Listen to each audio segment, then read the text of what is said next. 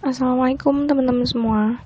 Jadi pada kesempatan kali ini kita mau melanjutkan nih bahasan dari yang sudah kita bahas minggu lalu terkait dengan ilmu ekonomi. Kali ini kita mau bahas tentang lingkup dasar dari ilmu ekonomi. Jadi ilmu ekonomi ini ada dua, yaitu ilmu ekonomi makro dan juga ilmu ekonomi mikro. Nah, ilmu ekonomi makro itu apa sih gitu? Ilmu ekonomi makro ini mempelajari variabel-variabel ekonomi secara agregat atau secara keseluruhan. Definisinya sendiri, ekonomi makro adalah ilmu yang mempelajari ekonomi dalam lingkup yang luas dan secara keseluruhan. Ekonomi makro bersifat umum dan selalu membahas serta menyelesaikan permasalahan secara garis besarnya saja. Jadi intinya ekonomi makro itu ya membahas terkait ekonomi dalam lingkup yang luas gitu. Selanjutnya kita coba bahas terkait dengan variabel-variabel yang ada dalam ekonomi makro.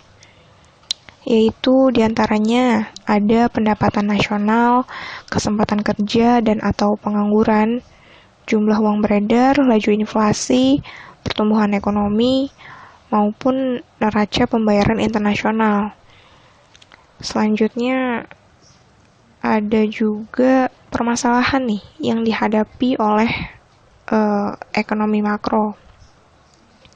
Di antaranya yaitu ada kemiskinan dan pemerataan kekayaan, krisis nilai tukar, hutang luar negeri, perbankan, kredit macet, inflasi, pertumbuhan ekonomi, dan juga pengangguran gitu. Jadi dalam ekonomi makro, permasalahan yang dihadapi cukup banyak dan kompleks gitu, karena memang tidak hanya terkait dengan variabel-variabel ekonominya saja gitu, tetapi juga terkait dengan masalah politik dan kebijakan negara. Oleh karena itu, secara garis besar, permasalahan yang dibahas dalam ekonomi makro dibatasi pada beberapa masalah penting saja, yaitu permasalahan ekonomi secara garis besarnya saja gitu. Oke, next. Selanjutnya, setelah tadi dijabarkan penjelasan terkait lingkup dasar ilmu ekonomi makro, sekarang di sini saya mencoba untuk menjelaskan, menjabarkan, dan mendefinisikan terkait pengertian dari lingkup dasar lawannya ekonomi makro, yaitu ilmu ekonomi mikro. Apa sih ilmu ekonomi mikro itu? Jadi, ilmu ekonomi mikro ini merupakan ilmu yang mempelajari terkait bagian-bagian kecil dari perekonomian. Kalau tadi ilmu ekonomi makro membahas terkait secara keseluruhan perekonomian di suatu negara, kalau ekonomi mikro ini hanya bagian-bagian kecil saja. Seperti apa bagian-bagian kecil tersebut? Seperti permasalahan atau aktivitas individu dalam lingkup konsumen, produsen, dalam hal ini produksi, konsumsi, dan juga distribusi, terkait permintaan dan penawaran harga, biaya, konsumsi, kemudian jenis-jenis pasar, dan yang lain-lainnya, seperti itu. Jadi, secara singkatnya, ilmu ekonomi mikro ini mempelajari bagian-bagian kecil, mempelajari variabel ekonomi dalam lingkup kecil berdasarkan sudut pandang dari bawah. Nah, biasanya studi ini membahas permasalahan dalam skala kecil, seperti menganalisa bagian dilakukan oleh unit-unit kecil dari keseluruhan kegiatan perekonomian. Dalam pendekatan ekonomi mikro ini pada umumnya berkaitan dengan keputusan yang diambil oleh pelaku pasar dan mengacu pada harga pasar. Jadi ilmu ekonomi mikro ini mempelajari terkait bagian-bagian kecil yang dimana dalam kegiatan atau operasionalnya ini lebih menekankan pada kegiatan pasar, kegiatan-kegiatan individu yang dilakukan dalam dalam pasar gitu. Seperti macam-macam pasar yang ada, yang kita ketahui yaitu ada macam pasar persaingan sempurna, persaingan tidak sempurna, pasar oligopoli, pasar monopoli, pasar monopolistik, atau pasar yang lainnya. dan yang pasar-pasar tersebut mempunyai ciri dan penjelasannya masing-masing.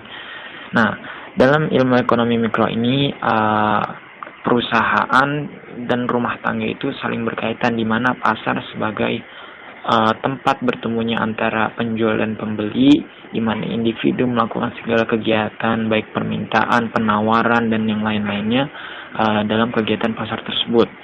Dalam ekonomi mikro ini dipelajari juga tentang bagaimana individu menggunakan sumber daya yang dimilikinya sehingga tercapai tingkat kepuasan yang optimal. Secara teori, tiap individu ini melakukan kombinasi konsumsi atau produksi. Nah, yang optimal dengan individu-individu lain, jadi bekerja sama yang akan tujuannya menciptakan keseimbangan dalam skala makro. Seperti itu. Contoh mendasar dalam kegiatan interaksi pada pasar yaitu kegiatan jual beli. Jadi antara penjual dan pembeli. Seperti penjual sebagai produsen yang memproduksi menawarkan barang atau jasanya kepada pembeli, konsumen atau yang mengkonsumsi. Pada dasarnya pembeli berusaha memuaskan keseluruhan kebutuhannya dan penjual berusaha mendapatkan keuntungan sebesar-besarnya. Nah, dari kegiatan tersebut antara jual beli, permintaan penawaran, di situ nanti akan bertemu dengan yang namanya titik keseimbangan seperti itu antara perilaku individu, dalam hal ini antara penjual dan pembeli, antara konsumen dengan produsen. Seperti itu. Dan permasalahan yang biasa dihadapi dalam ekonomi mikro ini ada dua pokok, yaitu yang pertama bagaimana manusia memenuhi kebutuhan yang tidak terbatas sekaligus mencapai kepuasan yang maksimum, dan sementara sumber daya untuk memenuhi kebutuhan tersebut tersedia dalam jumlah yang terbatas. Nah, sudah tergambar ya, sudah terbayang. Jadi bagaimana nih kita individu-individu sebagai manusia yang memiliki keinginan atau yang tidak terbatas sekaligus juga untuk mencapai kepuasan yang maksimal yang diinginkannya, seperti itu. Sementara sumber daya untuk memenuhi kebutuhan tersebut jumlahnya terbatas. Nah, bagaimana caranya? Nah, ini permasalahan pokok yang biasa dihadapi dalam lingkup dasar mikroekonomi atau ekonomi mikro. Jadi seperti itu penjelasannya. Oke, terima kasih. Tadi merupakan penjelasan secara umum terkait lingkup dasar ekonomi makro maupun ekonomi mikro. Untuk penjabaran terkait makroekonomi dalam sudut pandang Islam maupun mikroekonomi dalam sudut pandang Islam akan dibahas di video-video selanjutnya. Oleh karena itu, stay tuned on my YouTube channel. Don't forget like, comment, and subscribe.